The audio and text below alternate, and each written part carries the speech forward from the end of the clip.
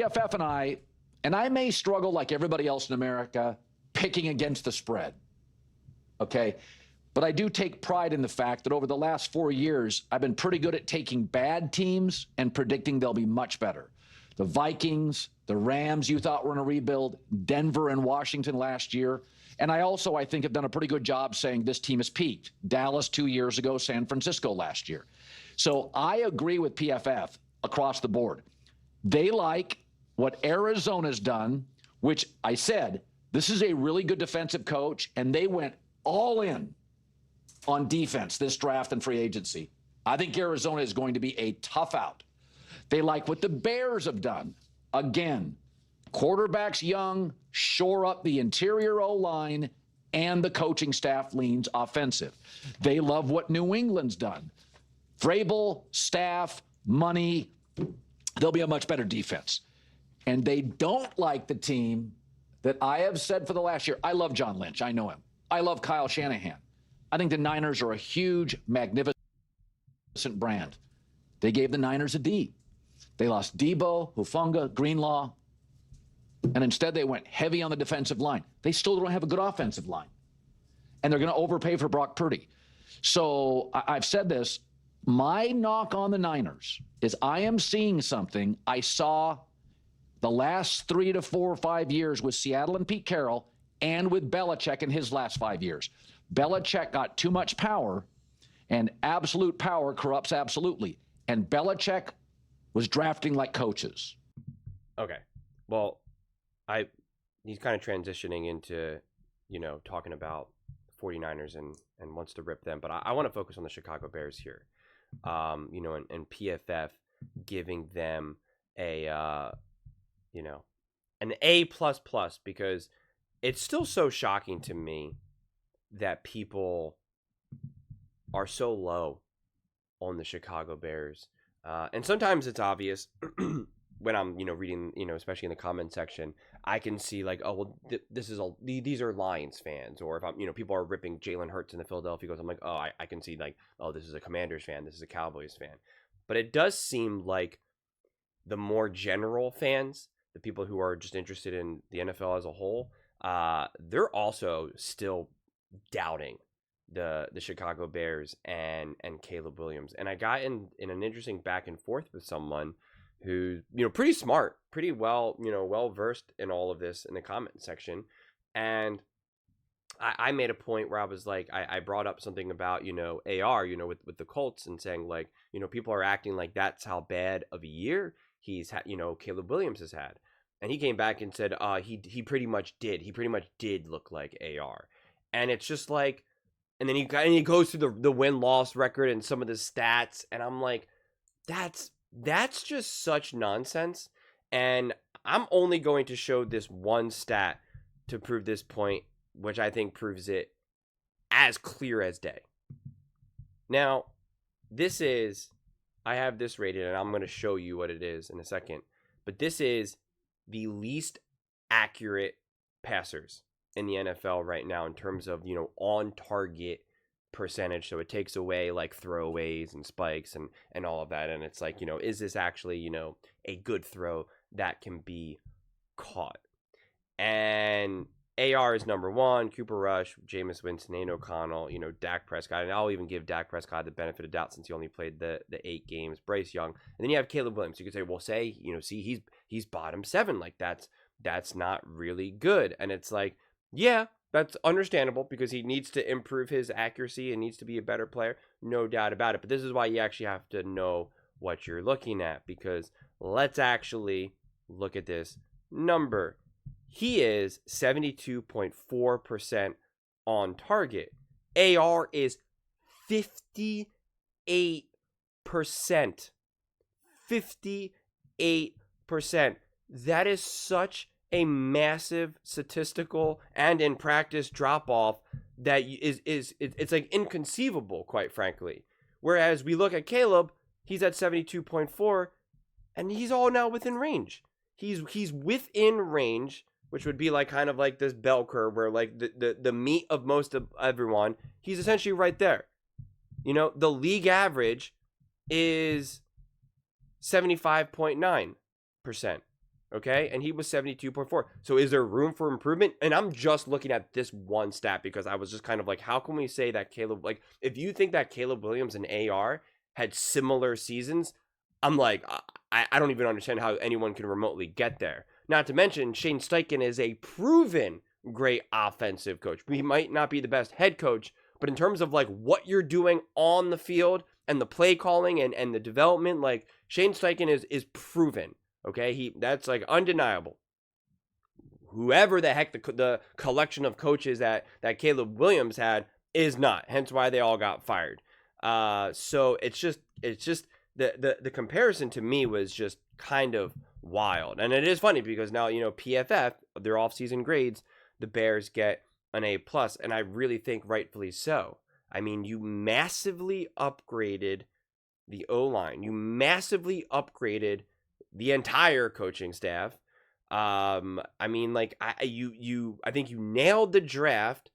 I mean, essentially, like, every section that you can, whether we look at it from coaching, if we want to make all these separate categories, coaching, draft, free agency, specific positions, like, players who catch, players who run, players who tackle, players who defend, players who protect, who block, like every little mini category that we could reduce football to.